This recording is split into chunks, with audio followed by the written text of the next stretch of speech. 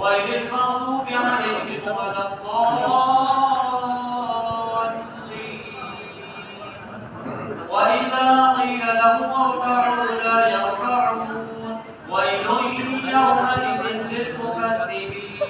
فبأي حديث سمع الله لمن حمده. الله أكبر الله أكبر الله أكبر الله أكبر الله أكبر. الحمد لله رب العالمين الرحمن الرحيم مالك يوم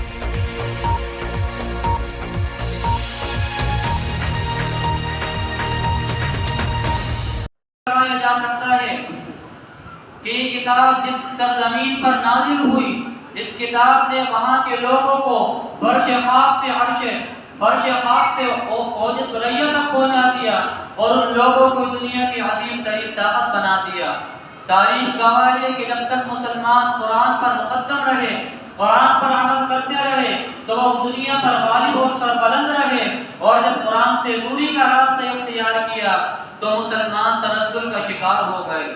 علامہ اقبال علیہ الرحمہ فرماتے ہیں کہ وہ معزز ہے، وہ دل پڑھنے والا ہو، وہ زبان پڑھنے والی ہو، انسان پاک اور صاف ہو، نیک انسان ہو تو پھر اللہ تعالیٰ اس کے پڑھنے میں بھی اثر پیدا فرما دیتا ہے اور قرآن کریم کی وجہ سے شفا حاصل ہو جاتی ہے۔ اور جو قرآن عظیم پڑھتا ہے تو اللہ تعالیٰ اس کے پڑھنے سے رحمت نازل فرماتا ہے، اس کے اوپر رحمتیں نازل ہوتی ہیں۔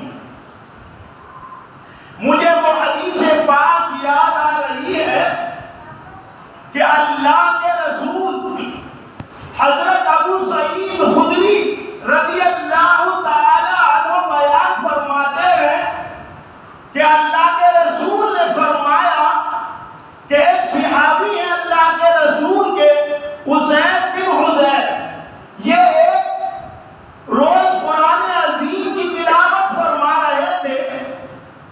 ان کا گھوڑا بنا ہوا تھا، اس کے آگے ان کا بیٹا لیٹا ہوا تھا۔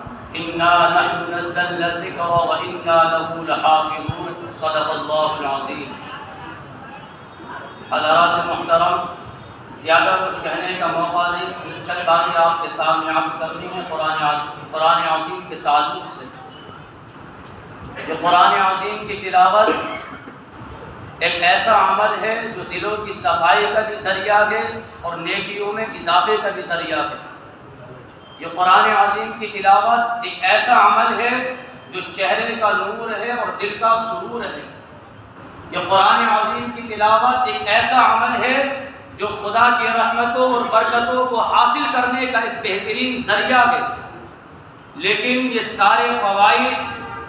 سارے فائدے بندے کو جب حاصل ہوتے ہیں کہ جب قرآن کو قرآن کے طریقے سے پڑھا جائے، یعنی جو قرآن پڑھنے کا حق ہے اس حق کے ساتھ جب قرآن کو پڑھا جائے تب یہ فوائد رب تبارک و تعالی کی طرف سے بندے کو حاصل ہوا کرتے ہیں۔ قرآن پڑھا جائے، پوری توجہ، پوری لگن اور پوری محنت اور پوری محبت کے ساتھ قرآن عظیم کی تلاوت کی جائے، جب بندہ اس انداز سے قرآن پڑھتا ہے تو پھر رب تبارک و تعالی اس کے پڑھنے کے اوپر بندے کو یہ فوائد عطا فرمایا کرتا ہے۔ اور قرآن نے کیا کہا؟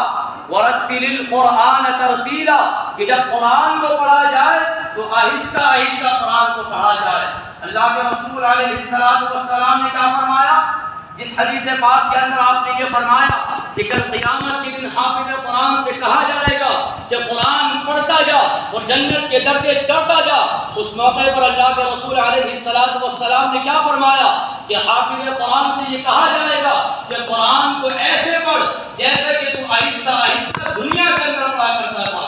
تو اللہ کے اس فرمان سے اور رسول اللہ کی اس حدیث سے یہ معلوم ہوا کہ جب قرآن پڑھا جائے تو آہستہ آہستہ قرآن پڑھا جائے، جب قرآن پڑھا جائے تو پوری توجہ کے ساتھ اور مکمل حروف کی۔ اور جو بندہ ایسے قرآن نہیں پڑھتا بلکہ قرآن پڑھنے کے اندر تیزی کرتا ہے، حروف کی ادائیگی ادا نہیں ہوتی بلکہ قرآن عظیم کے ساتھ وہ مذاق کرتا ہے، تو اللہ کے رسول علیہ السلام نے فرمایا کہ کچھ قرآن پڑھنے والے ایسے ہیں کہ وہ قرآن کو پڑھ رہے لیکن قرآن ان کے اوپر لعنت بھیج رہا ہوتا آگے۔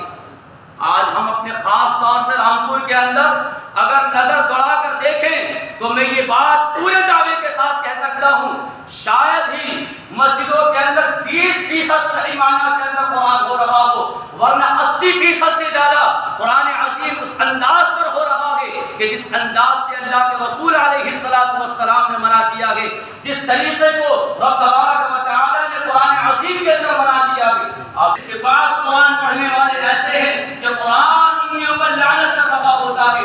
اب آپ خود غور کریں کہ آپ کس زمرے کے اندر ہیں، اس زمرے کے اندر کہ جس زمرے کے لوگوں کو اللہ کے رسول علیہ السلام تحب العفو فاعف عنا اللهم انك عفو تحب العفو فاعف عنا۔ اے مولا کریم، حافظ امیر حمزہ صاحب نے قرآن عظیم کی تلاوت فرمائی، حافظ شعیب صاحب نے سماعت کے فرائض انجام دیے اور ان تمام حضرات نے قرآن عظیم کو سماعت کیا۔ اے مولا کریم، قرآن عظیم کے پڑھنے کو سننے کو اپنی بارگاہ میں مقبول بنا۔ اے اللہ، قرآن کریم کا ثواب سب سے پہلے ہم سب کے آقا دونوں عالم کے مختار جناب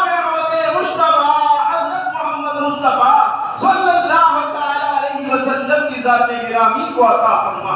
اے اللہ، اس کے بعد جتنے بھی انبیاء کرام اس دنیا کے اندر جلوہ افروز ہوئے، سب کے ارواح طیبہ کو اس کا ثواب عطا فرما۔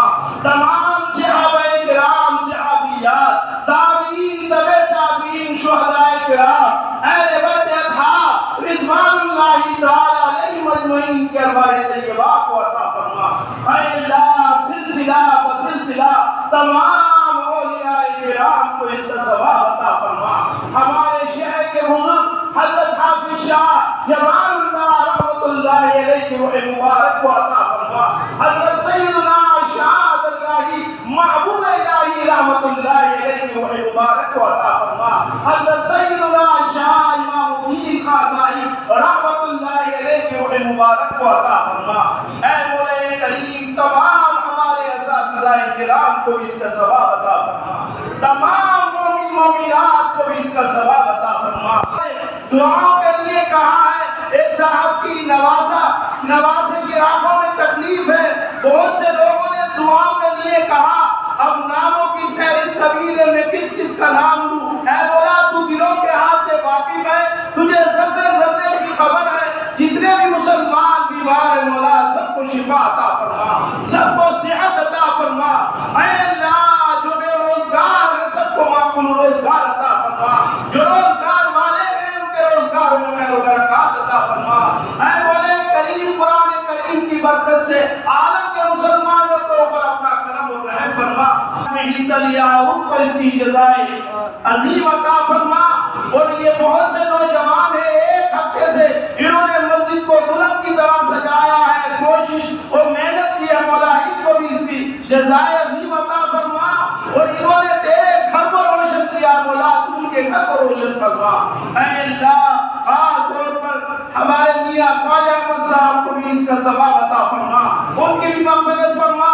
اے اللہ، ان کے تمام خاندان کے وہ اپنا خصوصی کرم فرما۔ اے مولا کریم، جو بھی مسجد کے ذمہ دار ہیں مولا، کوششیں کرتے ہیں، انتظام کرتے، مولا ان کو بھی اس کی جزائے خیر عطا فرما اور انتظام صحیح کرنے کی سب جگہ توفیق عطا فرما۔ اے اللہ، ہم سب کے اوپر اپنا خصوصی کرم اور اپنا رحم فرما۔ اے اللہ، ہم سب کو آخرت کی تیاری کی توفیق عطا فرما، موت میں آسانی فرما، عذاب قبر سے محفوظ فرما۔ اے اللہ، دین اور دنیا دونوں جہان کی نعمتیں ہم سب کو نصیب فرما۔ اے مولا کریم، صحیح معنی کے اندر قرآن عظیم پڑھنے، سننے اور سنانے کی توفیق عطا فرما۔ اے اللہ، ہم سب کو صراط مستقیم پر چلا، اپنی محبت اور اپنے حبیب پاک صلی اللہ تعالی علیہ وسلم کی محبت ہمارے دلوں کے اندر پیدا فرما۔ اے اللہ، جب تک اس عالم میں رہے تیرا نام، تیرے حبیب پاک صلی اللہ تعالی علیہ وسلم کا نام لیتے رہے، اور جب اس عالم سے جائے تو ہم سب کی زبانوں پر جاری فرما کلمہ طیبہ لا الہ الا اللہ محمد رسول اللہ وصلی اللہ وعلى آله وأصحابه أجمعين برحمتك يا أرحم الراحمين.